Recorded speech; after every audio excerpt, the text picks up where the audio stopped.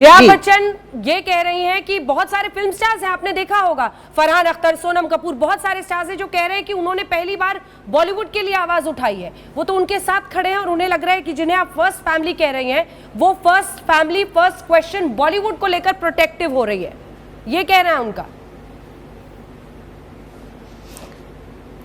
देखिए, मैं सारे जितने रवि किशन जी का बयान में और जया जी का बयान में इसीलिए दो गुट बन गए हैं इंडस्ट्री में। मैं नहीं चाहती हूं कि इसका बंटवारा हो, मैं नहीं चाहती हूं कि इंडस्ट्री सब सुख में दुख में साथ रहना बहुत जरूरी है।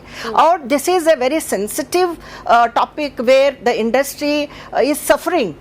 जो सुशांत जी के केस अब हमारे बीच में नहीं है, वो इंसान जो युवा होकर इंडस्ट्री में आकर कितने अरमान के साथ वो हीरो बनकर वो टॉप लेवल पे आना चाहते थे, लेकिन क्या हुआ उनके साथ। आज तक सुशांत जी का उनका जो डेथ के बारे में एक क्वेश्चन मार्क है इंडस्ट्री में, एक हम लोगों का एक प्रश्न चिन्ह है, आखिर क्या हुआ सुशांत के साथ। अब बिहार में भी जो चुनाव आ रहे तो उनको भी एक राजनीति कर रहे हैं।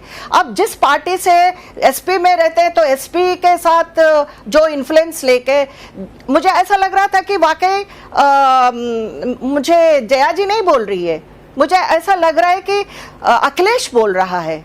क्योंकि जया जी आप समझ लो कि हमारे जो नेता आदरणीय अमर सिंह जी आपके साथ होते थे, आपके परिवार के साथ रहते थे, तो उनको आपने क्या किया जब उनके दुख के समय पे, आपके दुख के समय पे अमर सिंह जी साथ दिए थे, लेकिन आपको उसका याद नहीं है। लेकिन अमर सिंह जी मौत और जिंदगी के जो बीच में वो जो लड़ रहे थे, तो उस समय पे आपके परिवार को अमर सिंह जी को याद करने का समय नहीं है। जब वो चले गए तो उनके बारे में सोचने के लिए समय नहीं है। मतलब ये राजनीति है कि कौन किसके थाली में छेद कर रहे। एक बार आप सोच लीजिए, मैं आपको ही ये क्वेश्चन छोड़ रही हूँ। आज दुनिया देख रही है कि किसने किस चीज के लिए आपको राजनीति में लेकर आए। आज सिर्फ पद के लिए जया जी आप अमर सिंह जी को छोड़ दिया, क्योंकि राज्यसभा में आपको रहना है, इसलिए आपने उस पार्टी को चुना है।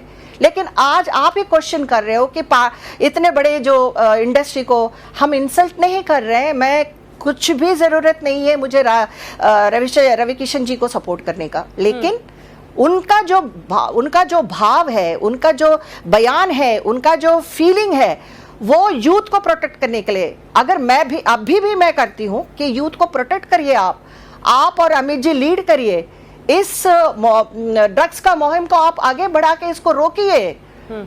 क्योंकि मैं ये पूछना चाहती हूँ अंजना जी, आपको एक बात याद दिलाना है मुझे, क्योंकि मैं जब चुनाव लड़ रही थी रामपुर में, तो जया जी का कोई एक बयान भी नहीं है जब आजम खान साहब ने मेरे ऊपर टिप्पणी की है, तब मैं उनके परिवार नहीं हूँ। तो आज मैं ये पूछना चाहती हूँ कि अब निर्भय का जो केस हुआ था, तो जया जी रो के पार्लियामेंट में उनके अपना बयान दे रही है, उनके सहानुभूति दिखा रही थी। क्या मैं वैसे नहीं हूँ? मेरे लिए महिलाएं सारे जो आपके चैनल में दिखाए कि सहानुभूति दिखाए, लेकिन जिस इंसान आपके पार्टी का है, आपके पार्टी से ही मुझे विरोध करके मेरे ऊपर एक महिला का, उनके अस्मिता को तो ठेस पहुंचा है, तब आपको जया जी को जया प्रदा याद नहीं आई? तब आपने किस थाली पे किसको छेद कर रहे हैं मैं नहीं पूछ रही थी ना आपको।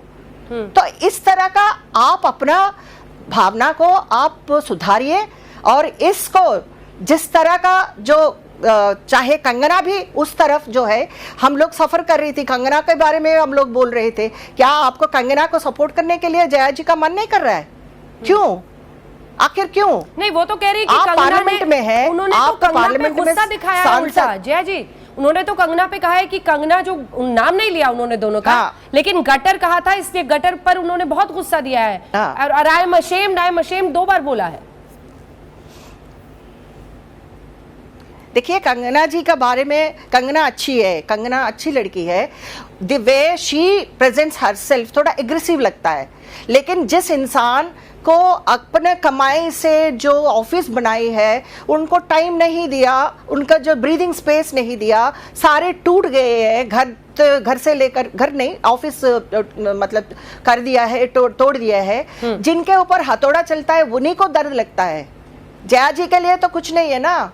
जया जी के लिए, अमित जी के लिए एक बड़ी गाड़ी खरीदेंगे तो उनको पोस्टर लगाते हैं, लेकिन अमर सिंह जी मरने के बाद उनको देखने के लिए सिर्फ 2 लाइन लिखते हैं पोएट्री। यही तरीका होता है। एक परिवार मानते हैं तो बहुत रिस्पॉन्सिबिलिटी होता है ना। और जिस तरह का ये ड्रग्स का मामले में जो चल रहा है उसमें हम लोगों को रोक लगाना है। मैं इंडस्ट्री के बारे में नहीं बोल रही हूँ, इंडस्ट्री महान है, इंडस्ट्री रोजगार देती है, इंडस्ट्री ने मतलब शौहरत देती है, उनका नाम देते हैं, तो हम लोग एक रात हम लोग स्टार बन जाते हैं।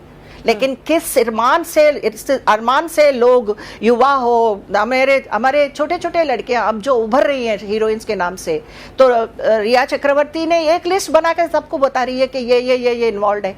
और ड्रग पेडलर्स जो काम कर रहे हैं, इंडस्ट्री को बर्बाद कर रहे हैं, उनको हम हथौड़ा चलाना चाहिए।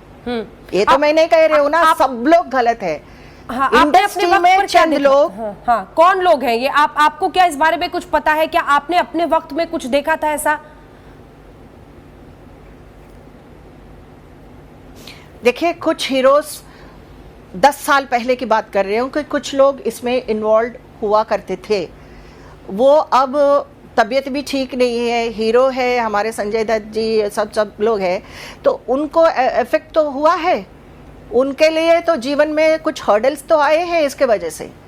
मैं सिंपैथी करती हूँ। जब हम लोग दोनों शूटिंग कर रहे थे तो संजय दत्त जी को मैं गलत नहीं बोल रही हूँ, लेकिन ड्रग्स से जो इन्वॉल्व होते हैं उनको समझ में नहीं आता कि किसके साथ शूटिंग कर रहे हैं, क्या कर रहे हैं, कौन सा सीन कर रहे हैं। This is the fate. मैं इंडस्ट्री में छोटे छोटे लोगों के लिए पेरेंट्स सोचते हैं it is a career oriented है, कि जैसे स्पोर्ट्स होते हैं, जैसे डॉक्टर्स होते हैं, इंजीनियर्स होते हैं, हमारी इंडस्ट्री भी ऐसे ही हीरोइंस बनने के लिए एक सपना देखकर आते हैं। क्या यह सही है कि वो लोग इन माफियाओं के हाथों में आ जाए? क्या यह सही है? उनके जीवन बर्बाद हो जाए before they could something achieve.